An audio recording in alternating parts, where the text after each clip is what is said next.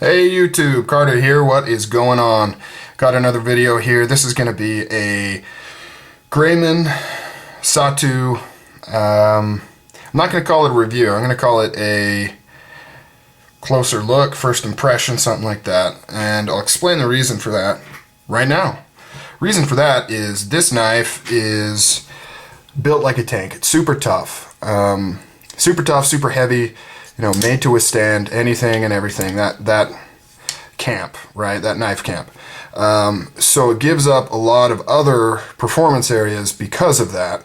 So I don't think I can really say I'm going to review this knife unless I were to fully test those characteristics and say, okay, this thing is, you know, it can handle all this stuff, so that's why it's still cool even though it's super heavy. You know what I mean? I don't know if you know what I mean. And I don't think I'm actually going to test that stuff. I'm not going to run over it and stab it into bricks and things like that.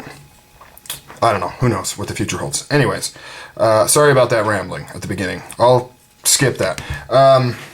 This review, or whatever, is a little different. I actually prepared, ta-da, some talking points. Usually I just kind of wing it, right? Because I always hate people who spend forever going through this list of crap, but I found that I skip a lot of stuff, and later on I'm like, oh, I forgot to show this, or I forgot to talk about this, and, you know, I've already uploaded it and all that stuff, so kind of wanted to make sure I talked about everything I wanted to talk about. And I'll tell you what, when my wife saw this, she was like, what in the hell is this? Anyways, so specs. All right, real quick, you can obviously look them up online, but real quick, you've got obviously a titanium liner lock here, super thick, 3/16 of an inch thick right here. This liner is 1/16 of an inch, titanium as well. Carbon fiber scales on this particular model. They also come in black and green G10, heavy textured. This is smooth, bead blasted, I believe, actually. The steel CPM S30V, heat treated to 59 RC. It is flat ground, not hollow ground. The blade is approximately 4 inches long, 1.5 inches wide. Very wide blade on this. Overall length is 10 inches. Weight is a staggering 10 ounces. The like G10 backspacer here, titanium clip, stainless steel hardware, 3/8 inch pivot bushing, bead blasted blade, bead blasted liners, all that stuff. As you can see, there's the logo right there. If I got my lighting correct, which would be nice for once. Look like a Gomer here. No? Maybe a little better. Still getting some shadow. Sorry guys. Freaking amateur. You're watching an amateur right here. So yeah, Grayman. I believe the guy's name is Mark, and his wife, Sue, are the two. Don't quote me on that. Pretty sure that's his name, Mark. I don't think his last name's Grayman. I have no idea what his last name actually is. But this is a mom and pop organization. They make these knives out of their garage. You know, I mean, obviously they get work done elsewhere, I'm sure.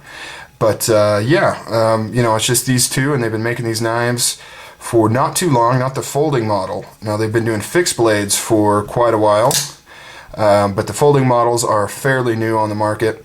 They originally did primarily military contract stuff, which he apparently, I haven't specifically heard, but he apparently has military ties. I don't know. I assume that he was in the force somewhere, but I don't know specifically if that's true, but that's what it sounds like. But recently, he stated that he has been able to find more time. I guess he used to travel a lot, so now he can focus more on providing knives for everybody. So this is the first folding model he has offered. He also has a smaller version with a 3-inch blade called the Dua that recently came out. Speaking of names, Satu is, I forget the language, but it means first or one. Dua is two. So first model, second model, that type of thing. Now, what is this? Is this a production? Is this a custom, a semi-custom? I don't know. I've actually been thinking about doing a separate video on what is a custom, semi-custom production. This falls in that gray area. It is handmade, and the designer, or at least mostly handmade, you know, obviously all kinds of machines and stuff, and I'm sure he outsources things, but the maker, the designer of this knife, did work on this knife, which is, you know, kind of a flagship of a custom. However, he's not really gearing towards being a custom knife maker. I mean, he's got, you know, his models in line, how he makes them, and that's how he offers them. He cranks them out. You don't really place an order with him, but he'll, you know, his wife will let you know when there's some available. So business model wise, he follows more of a production type thing, just, you know, a guy who doesn't have the means to have a full production scale operation, but he's definitely not really going for the custom thing. Spent too much time talking about that, that's for sure. Anyways, moving on. All right, fit and finish on this is good. It's not great, and of course, you know, like I mentioned, the whole tank built like a brick shit house philosophy. You know, he specifically states that they're not the most beautiful knives in the world, but they won't let you down, that kind of thing. And that's definitely evident. The fit and finish is not bad. As you can see, there's a few scratches on that blade there. I'll talk about the edge later. The G10 scales, there's, I don't know if you can see, there's a little bit of right here, there's like some weird texturing going on. It wasn't finished perfectly smooth. But other than that, you know, I mean, this is pretty much flawless here. There's not really any markings or anything. All the corners are very nicely beveled. Everything's cut out really cleanly. You know, everything's shaped very well. Even the thumb studs here are beveled. There's no blade play. Oh wait, that's later, guys. In a minute. Lanyard hole there, so everything's nice and flush. This is all perfectly flush. Nothing like the Emerson backspacer that I got on my Commander. Everything's nice and straight. So definitely quality work right here. It does an amazing job, really nice. Tolerances are, you know, perfect. I mean, look at how little space is left for that blade. I mean, it has to be spot on or else this thing would be totally scraping. The centering is perfect, absolutely perfect. Lock up and detent, locks up, no blade play, front and back. It does have a very big detent ball, and you'll notice when you try to close it, it'll catch quite a bit right there.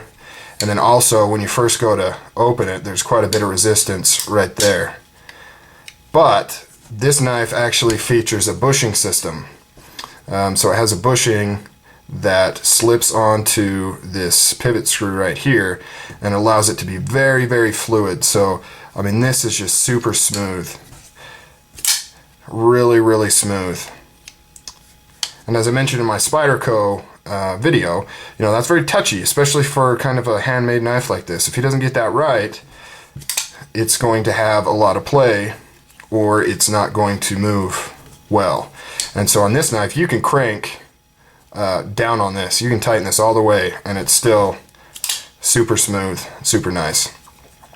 While I'm here, jimping, very hard cut jimping. I've heard some people say they think it's too hard cut. I don't think so. It's not that hard cut. It's nice. It's nice to me. Lockup is pretty... I would say that when I got it, it was at maybe 40%, and now it's worked into about 50%. So nice, good, medium road lockup there. Did take a little bit of, if you saw my first video I did on this, man, I just could not even open this thing. The detent was just too strong. It did take a little bit of breaking in, but now, you know, super smooth. And because of this super heavy, I say super way too much, guys, sorry. Because of this really heavy blade right here, the detent has to be strong in order to keep that blade in. So about right there, it's perfect.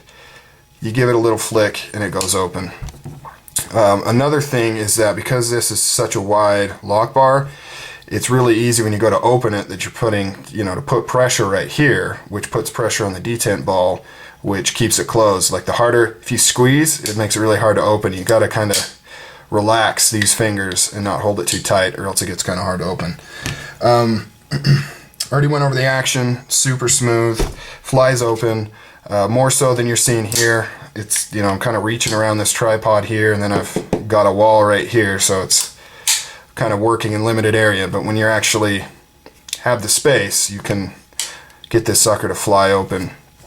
Really big blade stop right there, and then it's also on the tang here that's contoured so that it really just wraps around that and makes it less likely to break in. Some, you know, when it's flat, it'll start to make a little divot in there, and it'll cause the blade to go back further as it kind of breaks in, which causes the lock bar to move in more than it should.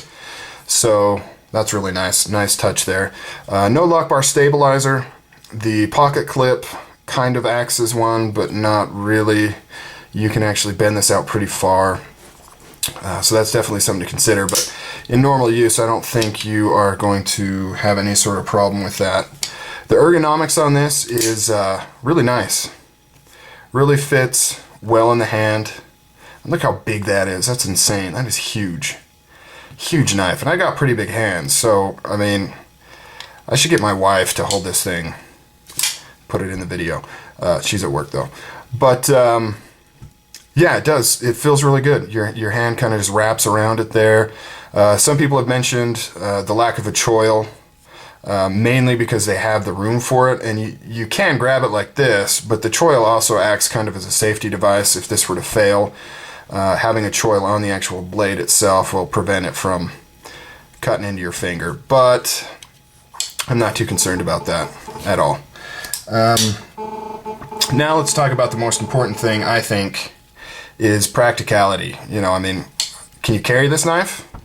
I did for a couple days, and I'll tell you one thing, the weight didn't bother me at all. Didn't bother me at all. In fact, I didn't even notice it really in my pocket. The size didn't bother me either in terms of feeling it. You know, when I'd sit down and stuff like that, it didn't bother me. The only thing was it took up pretty much all of my pocket. It took up, you know, all of this depth of the, you know, imagine my pocket right here, took up all of this all the way down, so this pretty much touched the bottom of my pocket. And then I only had like maybe this much space, and it was, you know, really hard to get my hand in there with this in there.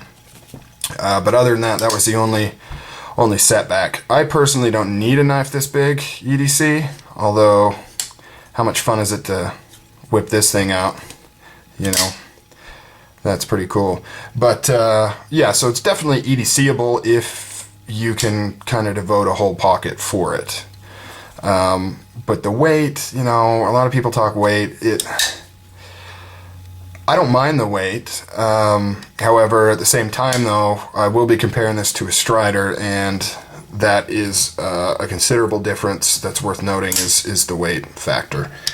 All right, guys. Sorry if this went on a little long and is a little bit disjointed. We'll take a quick look here at the Grayman Satu.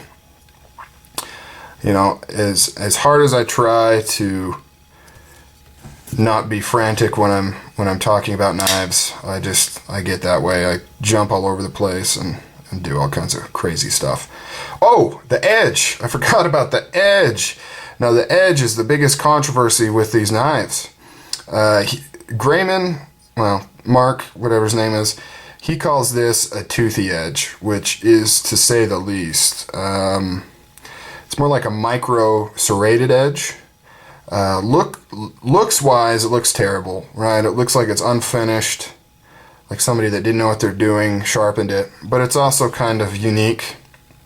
I still haven't decided if I'm keeping it or not. Thought about using my new sharpener to clean that up, but then again, if I'm not actually going to carry this knife, why bother doing that? Might as well leave it original. But the edge is bad. It's bad. It's bad. And not only because of the weird toothiness, and this will cut paper. I mean, it's not dull, but it's just not very uniform, And this tip, I've actually already started to clean this up a little bit. This tip was completely dull, like right here. This was all just flat. So this tip, there was no tip really. So that was kind of disappointing. I'm fine with the toothy edge, but it was not put on that, even his, you know, weird toothy edge wasn't put on there that well.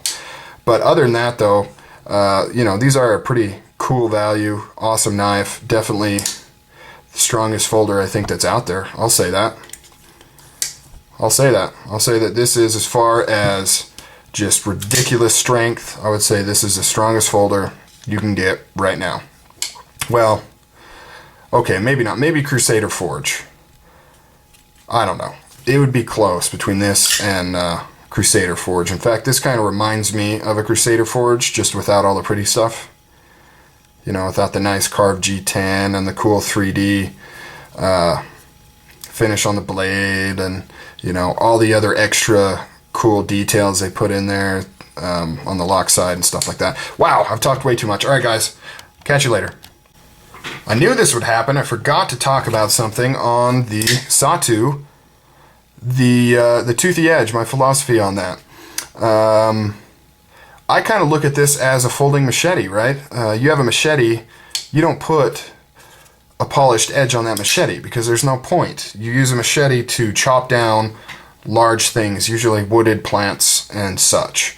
And if you had a super sharp, thin, polished edge on there, it's just going to chip and make it worse. And it's not going to do your task any better. And I look at this the same way. You know, this isn't for delicate cutting. If you need to do some delicate, precise razor cutting, you use a nice, small, razor-sharp blade. This is for doing down and dirty chopping. I mean, with the weight of this blade, you could do some serious chopping with this. You know, and I know people hate to say pry bar, but you could use this as a pry bar. Why not? Why not call this a folding pry bar chopping hammer that can also cut stuff? I mean, that's what I figure. All right, guys, that's it. That's my piece. Later.